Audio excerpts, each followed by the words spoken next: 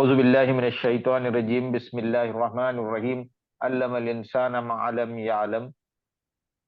محترم امیر جماعت اسلامی ہند، محترم شیخ عبد الرحیم صاحب، صدر آئیٹا و دیگر ذمہ داران آئیٹا و حاضرین، السلام علیکم رحمۃ اللہ وبرکاتہ۔ ہم نے ابھی صدر صاحب سے کیمپین کی رپورٹ سماعت کی، حالانکہ بقول ان کے یہ رپورٹ مکمل نہیں ہے، چند ماہ بعد اس رپورٹ کو مکمل کر لیا جائے گا۔ جب ہم مکمل رپورٹ سنیں گے یا پڑھیں گے تو شاید پوری طرح ہمیں اس بات کا علم ہوگا کہ کیمپین کتنی مؤثر رہی۔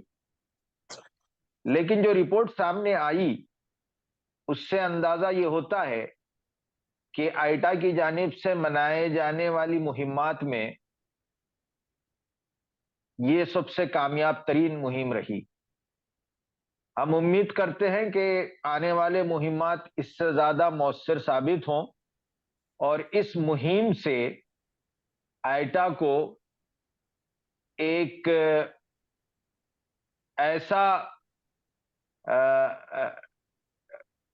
آئیٹا کو ایسا فائدہ ہو کہ وہ پورے ملک میں پھیل جائے اور اساتذہ کی ایک مؤثر آواز بن جائے اور تنظیم بن جائے۔ حاضرین، جیسا کہ صدر صاحب نے کہا، اس کے تیاریوں کے لیے جو ایک پروگرام منعقد کیا گیا تھا میسور میں نے وہاں بھی شرکت کی تھی۔ اس کے بعد میں مہاراشٹرا کے 2 مقامات پر پری لانچ پروگرام کے لیے گیا تھا، ناگپور اور پونے۔ لانچنگ کے لیے میری حاضری گلبرگہ ہوئی اور پھر میں بریلی اور دلی میں بھی شریک رہا۔ ان تمام مقامات پر پروگراموں میں شرکت کر کے اندازہ ہوا کہ اساتذہ کی یہ آواز آہستہ آہستہ بلند ہو رہی ہے اور ملک میں ایک بہترین تبدیلی لانے کی طرف گامزن ہے۔ میں نے جن پروگرام کو اٹینڈ کیے ان میں میسور کے علاوہ ناگپور کا پروگرام بڑا شاندار رہا، گلبرگے کا پروگرام تو غیر معمولی رہا، اس کے بعد بریلی کے پروگرام کی خاصیت یہ رہی کہ یو پی ویسٹ کے صدر صاحب شکیل صاحب نے کہا کہ یو پی میں اس طرح کا یہ پہلا پروگرام ہے۔ وہ پروگرام اوپن گراؤنڈ میں ہوا تھا، اسکول میں، جس اسکول کی پرنسپل قرۃ العین حیدر صاحبہ رہ چکی ہیں۔ اس اسکول کی پرنسپل بھی بڑا امپریس ہوئی اور انہوں نے کہا کہ اس طرح کے پروگرام بار بار ہونے چاہیے۔ دلی کا پروگرام کوالٹی کے اعتبار سے بڑا شاندار رہا۔ محترم اختر الواسع صاحب اس میں تشریف لائے تھے۔ اس کے علاوہ جامعہ ملیہ کے 2 پروفیسر صاحبان جن کا تعلق ایجوکیشن ڈپارٹمنٹ سے تھا وہ تشریف لائے تھے، اور ڈاکٹر شارق صاحب جو دلی اسکول آف ایکسلنس کے پرنسپال تھے، ابھی ان کو پروموشن مل چکا ہے، وہ بھی آئے تھے۔ تو الحمدللہ ان تمام پروگراموں میں اٹینڈ ہونے کے بعد محسوس ہوا کہ ٹیچرز میں بڑی ارج ہے اور اس فورم کے ذریعے ہم اپنے مقصد کی طرف بہت اسموتھلی اور کارگر انداز میں آگے بڑھ سکتے ہیں۔ اس کانفرنس کا جو تھیم رکھا گیا تھا بڑا معنی خیز تھیم تھا، بالخصوص ٹرانسفارمیشن آف سوسائٹی۔ یہ ہمارے ایجوکیشن کا مقصد ہے اور ہم تمام ٹرانسفارمیشن آف سوسائٹی ہی کے کام میں مصروف ہیں۔ اور ظاہری بات ہے سوسائٹی میں چینج میکر جو ہیں ان میں ایک اہم کردار ٹیچرز کا ہوتا ہے. ٹیچرز کی برادری ٹرانسفارمیشن آف سوسائٹی میں اہم کردار انجام دے سکتی ہے، دیتی رہی ہے.